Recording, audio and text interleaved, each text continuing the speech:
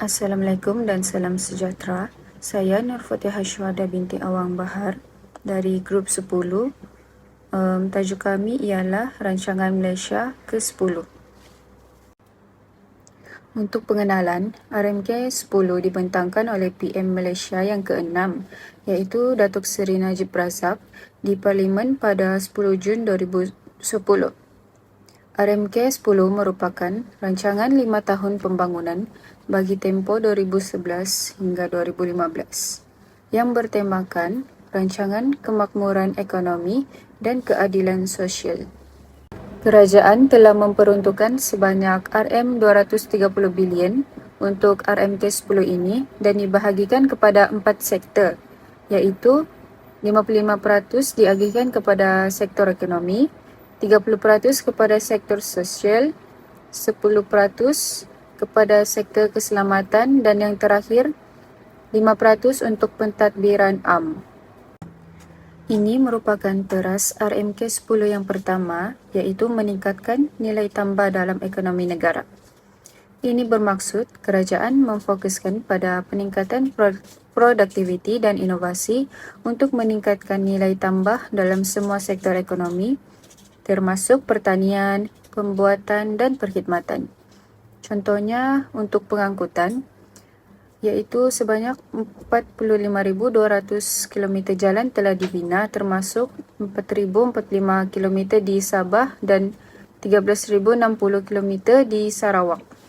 Seterusnya, teras yang kedua ialah meningkatkan keupayaan pengetahuan dan inovasi serta memupuk minda kelas pertama. Kerajaan menekankan pembangunan pendidikan dan latihan untuk meningkatkan kemahiran tenaga kerja serta membentuk model insan yang berdaya saing di peringkat global. Contohnya, pengambilan dalam institusi latihan teknikal dan vokasional awam meningkat sebanyak 1.5% setahun.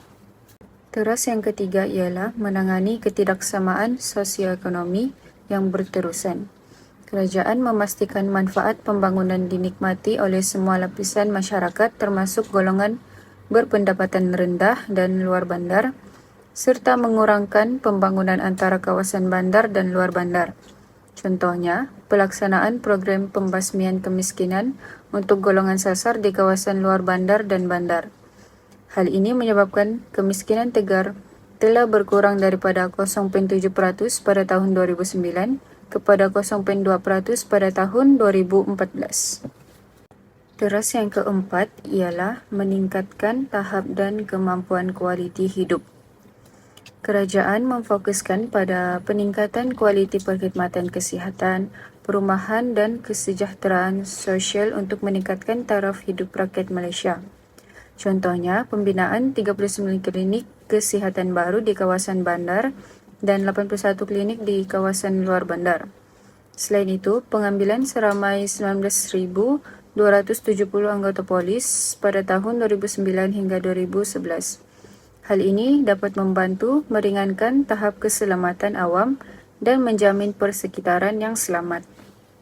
Teras RMK 10 yang terakhir ialah mengukuhkan keupayaan institusi dan pelaksanaan negara. Kerajaan menekankan kecekapan dan keberkesanan institusi kerajaan dalam melaksanakan dasar-dasar dan program-program pembangunan serta meningkatkan integriti dan tadbir urus yang baik. Di samping itu, memperbaiki sistem pentadbiran awam dan memerangi rasuah. Ini merupakan contoh RMK 10 dari segi pendidikan.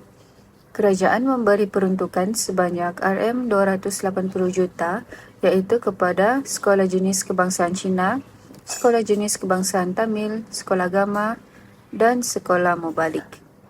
Selain itu, kerajaan telah mengurangkan umur persekolahan daripada 6 ke 5 tahun. Di samping itu, syarat pelantikan guru prasekolah akan ditingkatkan kepada diploma dan sarjana muda. Seterusnya dari segi keselamatan, sebanyak 496 buah CCTV dipasang di seluruh negara bagi meningkatkan keupayaan pemantauan. Seterusnya, kerajaan memperuntukkan RM2.4 bilion untuk kebajikan anggota polis seperti menaik taraf balai polis dan kuarters sebagai motivasi dan untuk meningkatkan prestasi. Dari segi kesihatan, kerajaan akan membina 8 hospital termasuk hospital pakar, 197 klinik dan juga tambahan sebanyak 50 klinik satu Malaysia. Kerajaan juga menyediakan klinik bergerak, perkhidmatan doktor udara dan wakil kesihatan kampung untuk diperluas. Dari segi pengangkutan, sistem bas rapid transit akan diperkenalkan di wilayah Iskandar Johor dan bas awam ditambah sebanyak 200 buah di Pulau Pinang. Hal ini dapat membantu masyarakat yang tiada pengangkutan dan mengurangkan masalah lalu lintas. Seterusnya, dari segi infrastruktur, RMK10 telah memperuntukkan sebanyak RM3.3 bilion untuk meningkatkan kapasiti lapangan terbang serta memperuntukkan sebanyak RM3.7 bilion untuk Lebuh Raya Pantai Timur Fasa 2 yang menghubungkan Kuantan dengan Kuala Terengganu. Akhir sekali, dari segi perumahan pula, sebanyak 78,000 unit rumah mampu milik akan dibina.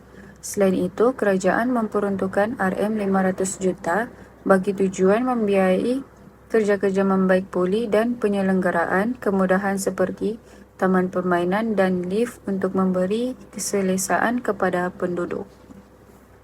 Akhir sekali ialah pencapaian RMK10 yang utama. Antaranya ialah kadar kemiskinan telah berkurang dari 3.8% pada tahun 2009 kepada 0.6% pada tahun 2014. Selain itu, 1.8 juta pekerjaan baharu diwujudkan untuk mengurangkan pengangguran. Seterusnya, 93,100 km jalan baharu dibina untuk menambahkan rangkaian jalan di luar bandar. RMK10 juga telah berhasil membuat 5,737 kampung dihubungkan melalui program Kampung Tanpa Wayar dan 102,200 unit rumah mampu milik siap dibina untuk masyarakat berpendapatan rendah dan yang terakhir, peningkatan dalam kemudahan asas di kawasan luar bandar seperti bekalan air bersih. Itu sahaja daripada saya. Terima kasih.